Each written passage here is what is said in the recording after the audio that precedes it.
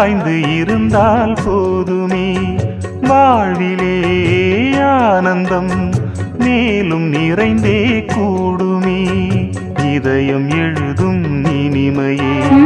இன்பம் வேறேது கனவில் வளர்ந்த கவிதையே என்றும் மாறாது நீ என்றும் தேன் என்றும் வேதங்கள் ஏதம்மா நினைத்ததும் இனித்திடும் காதல் பூமழை